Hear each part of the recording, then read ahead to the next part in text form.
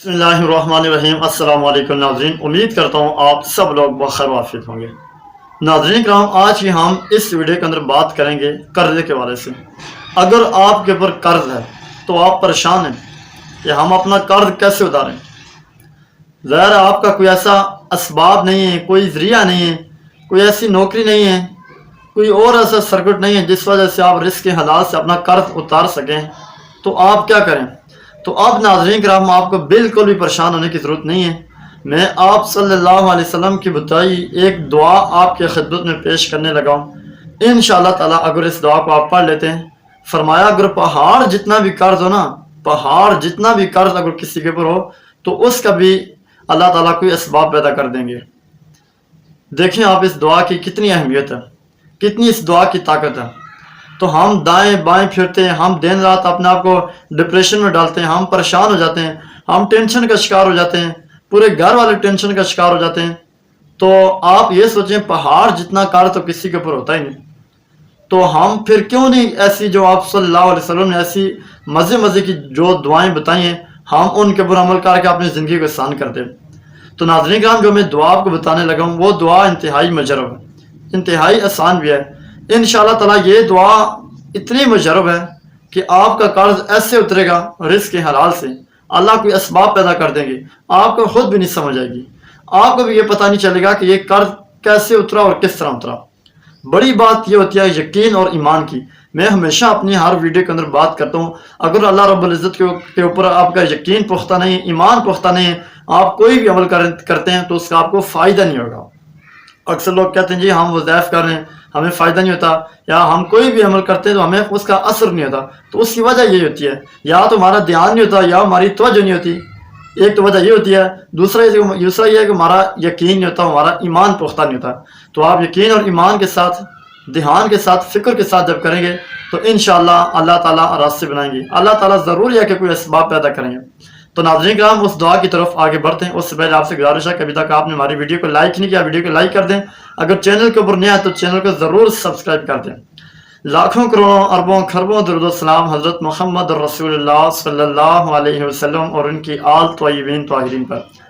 تو ناظرین کرام، اگر کسی شخص کے اوپر قرض ہے، جتنا بھی قرض ہے، جتنا بھی زیادہ قرض ہے، آپ کو بالکل بھی پریشان ہونے کی کوئی ضرورت نہیں ہے۔ آپ صلی اللہ علیہ وسلم کی بتائی دعا کے اوپر آپ عمل کر لیں، اس دعا کو آپ پڑھیں، انشاءاللہ تعالیٰ اگر آپ کے اوپر پہاڑ جتنا بھی قرض ہے وہ بھی اتر جائے گا۔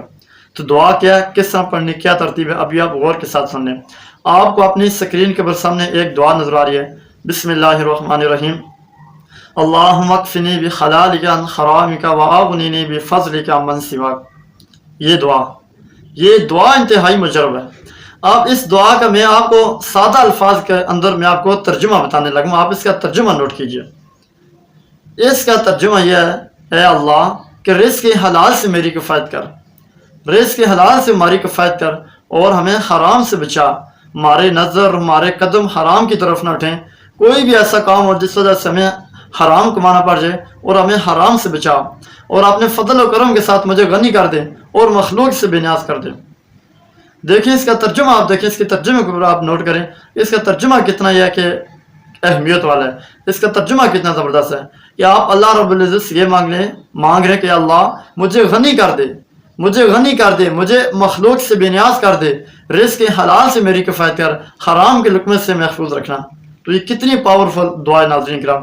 اس دعا کو آپ کوشش کریں، اگر آپ تہجد کے اندر اٹھ سکتے ہیں تو یہ سب سے بیسٹ ٹائم ہے ناظرین کرام، یہ سب سے افضل اور اہمیت والا ٹائم ہے، یہ سب سے اچھا ٹائم ہے۔ اس دعا کو اگر آپ تہجد کے اندر اٹھ سکتے ہیں تو آپ تہجد کے اندر کوشش کریں کہ آپ صبح اس کی ایک تسبیح پڑھ لیں، اول آخر درود ابراہیمی کے ساتھ 5 مرتبہ یا 7 مرتبہ درود ابراہیمی پڑھ لیں، اور اس کے بعد دعا کریں اللہ رب العزت سے کہ اے اللہ میں بے بس ہوں، آپ کی مدد کر دیں، کوئی اسباب پیدا کر دیں۔ اللہ تو مسبب الاسباب ذات ہے، وہ یقیناً کوئی اسباب پیدا کر دے گا۔ تو اگر آپ تہجد کے اندر نہیں اٹھ سکتے، آپ تہجد کے اندر اٹھنا آپ کے لیے مشکل ہوتا ہے، تو پھر اس دعا کو کوشش کریں کہ ناظرین کرام پورا دن یہ ہے کہ آپ اس دعا کو 313 مرتبہ پڑھنے کی کوشش کریں، ورنہ تو جتنا بھی آپ پڑھ سکتے ہیں، تعداد جتنی بھی ہو جائے، آپ جتنا آسانی سے پڑھ سکتے ہیں، کوشش کریں کہ سیاسی جگہ کے اوپر آپ بیٹھ جائیں، 15-20 मिनट के लिए, आधे घंटे के लिए बिल्कुल परसकून हो गया, जहाँ आपको कोई दाएं बाएं की आपको या कि बोलना भी ना पड़े, कोई आगे पीछे कोई और आपको काम ना करना पड़े, बिल्कुल आप सुकून से होकर बैठें और आप इस दुआ को आप सुकून से पढ़ें। इसके तर्जुमे के ऊपर गौर करें, आप पहले इसका तर्जुमा याद करें, तर्जुमे के ऊपर गौर करके पढ़ें, तर्जुमे के ऊपर गौर करके इंशाअल्लाह ताला आप देखेंगे आपको इसका कितना फ़ायदा होगा। अल्लाह रब्बुल इज़्ज़त गैब से आपको यह कि रिज़्क़ हलाल से माला माल कर देंगे, आपको गनी कर देंगे, आपको मखलूक से बेनियाज कर देंगे, कर्ज आपका ऐसे उतरेगा आपको समझ भी नहीं आएगी। तो इसका जो सबसे अच्छा टाइम है वो मैंने आपको बता दी, तहज्जुद का टाइम है, क्योंकि तहज्जुद के बाद ऊपर से एक ऐलान होता है कि कोई है मांगने वाला जिसको मैं अता करूँ, कोई है रिज़्क़ की तलाश करें जिसको मैं रिज़्क़ अता करूँ, कोई है बख्शिश तलब करने वाला जिसकी मैं बख्शिश करूँ। तो वो इंतहाई कीमती टाइम होता है, बहुत ज़्यादा अहमियत वाला टाइम होता है, कबूलियत का टाइम होता है। कोशिश करें उस वक्त आप मांगे, अगर उस वक्त आप नहीं मांग सकते तो आप किसी भी वक्त उठ के मांगे, इंशाअल्लाह ताला आपका जितना भी कर्ज है वो कर्ज आपका उतर जाएगा। अब तक इतना अपना और अपने इस चैनल का भी ख्याल रखिएगा। अल्लाह हाफ़िज़।